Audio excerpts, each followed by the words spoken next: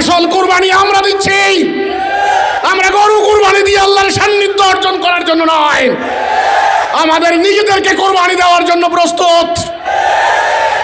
জান ও মালের কোরবানি হোক ঈদুল আজহার অঙ্গীকার, এই প্রতিপাদ্যকে সামনে রেখে রাজধানীতে অনুষ্ঠিত হয়েছে হিজবুত তৌহিদের ঈদের জামাত। এতে অংশ নেন হাজার হাজার নারী পুরুষ। ধর্মীয় ভাবগাম্ভীর্য, শৃঙ্খলা ও উৎসব মুখর পরিবেশে ঈদের নামাজ আদায় করেন মুসল্লিরা। ঈদের জামাতে ইমামতি করেন হিজবুত তৌহিদের ইমাম হোসাইন মোহাম্মদ সেলিম। খুতবায় তিনি বলেন, ঈদুল আজহার শিক্ষা শুধু পশু কোরবানির মধ্যেই সীমাবদ্ধ নয়, বরং আল্লাহর সন্তুষ্টি অর্জনের জন্য নিজের স্বার্থ, লোভ ও অন্যায়ের বিরুদ্ধে আত্মত্যাগের মানসিকতা গড়ে তুলতে হবে। তিনি আরও বলেন, আল্লাহর দিন প্রতিষ্ঠার সংগ্রামে প্রয়োজনে জান ও মাল কোরবানি করার মানসিকতাই একজন প্রকৃত মুমিনের পরিচয়। সমাজে ন্যায়, শান্তি ও মানবিক মূল্যবোধ প্রতিষ্ঠায় সবাইকে ঐক্যবদ্ধ হয়ে কাজ করার আহ্বান জানান তিনি। আল্লাহর দিন কায়েম করার এই কর্মসূচি তাদের নেওয়ার কথা ছিল, কিন্তু তারা নেবে না। নিতে হবে মুমিনদেরকে, আপনাদেরকে। আপনারা কি আল্লাহর দিন কায়েম করবেন? আল্লাহর দিন কায়েম করতে হলে জিহাদ করতে হবে। কি করতে হবে? জিহাদের কথা শুনলে কি ভয় লাগে? জিহাদের কথা শুনলে কি ভয় লাগে?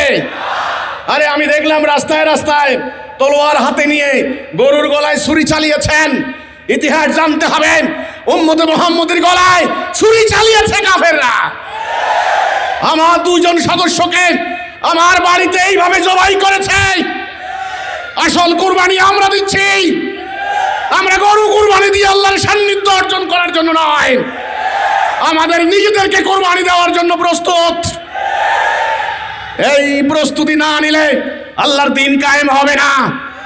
মুখের কথাই নয়, দুনিয়া তোমাদের কথাই চলে না, দুনিয়া ওদের কথাই চলে।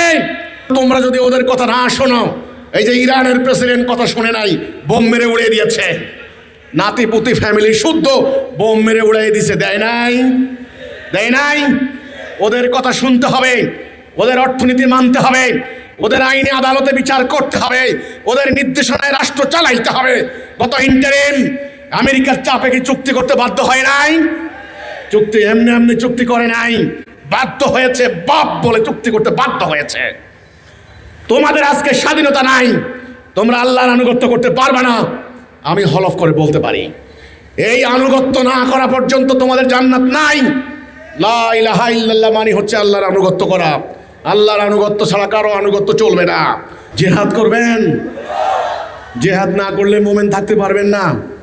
জিহাদ করে এই দিন প্রতিষ্ঠা করতে হবে। এই জিহাদ করার জন্যই জান দিতে হবে, মাল দিতে হবে, বাড়িঘর ত্যাগ করতে হবে।